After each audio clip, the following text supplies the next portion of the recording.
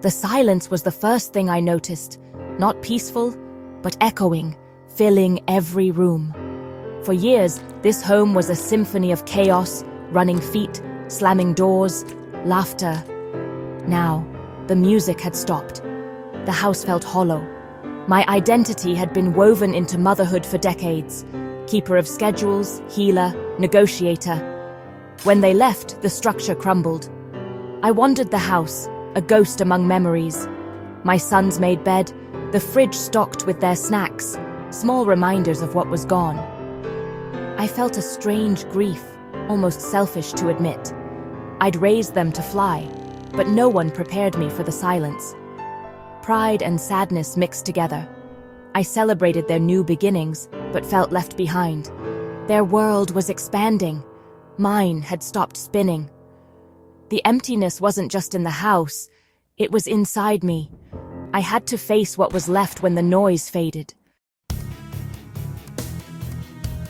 In the weeks that followed, I realized how much my identity was tied to being mom. Without the daily tasks, the woman in the mirror felt like a stranger, lost, uncertain. I should have felt free, but instead, I felt adrift. Friends talked about travel and hobbies. I felt paralyzed by the question, "What do you want?" My worth had been measured by how much I was needed. Now I felt obsolete. It was uncomfortable to admit how much I'd lost myself in motherhood. I had to unlearn the habit of putting everyone else first. There was no quick fix, just the slow process of rediscovering who I was. I had to be brave enough to look at the stranger in the mirror and not turn away. It meant being willing to be a beginner again, not just in hobbies, but in knowing myself. The journey was messy, but necessary. I was learning to see myself beyond the role I'd played for so long. Rediscovery started small. I said yes to a book club, something I'd never made time for. Talking about ideas, not just kids, was a spark. I got curious. What did I love before motherhood? I found my old paints and tried again. My first attempts were awkward, but I painted for myself, not for anyone else. I reclaimed my body too. Long walks, gentle yoga, learning to be present in my own skin.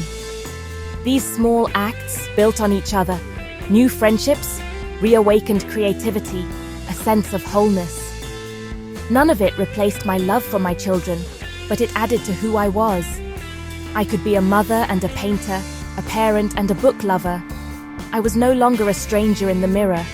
I was a woman with a past, a present, and a future. Each step was imperfect, but it was mine. I was painting a new picture of myself. The journey had truly begun. The quiet taught me my worth isn't tied to productivity or roles. I am enough, even when I'm not serving someone else. Admitting I was lost felt like failure, but vulnerability brought connection. Sharing my story, I found I wasn't alone. Many women felt the same. Our shared vulnerability became a bridge. I learned to offer myself the compassion I'd always given my children. When I felt lonely or unproductive, I practiced self-kindness. Identity isn't fixed. It evolves. Motherhood shaped me, but it's not my whole story. The empty nest wasn't an ending.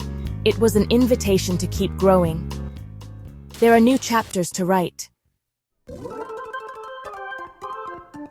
To any woman facing this new chapter, be gentle with yourself. Grieve if you need to. Your feelings are valid. Don't rush the process or let anyone tell you to just be happy for the freedom.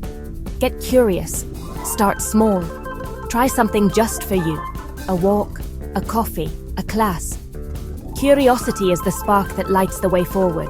Reconnect with friends. Share your stories, be vulnerable, laugh and cry together.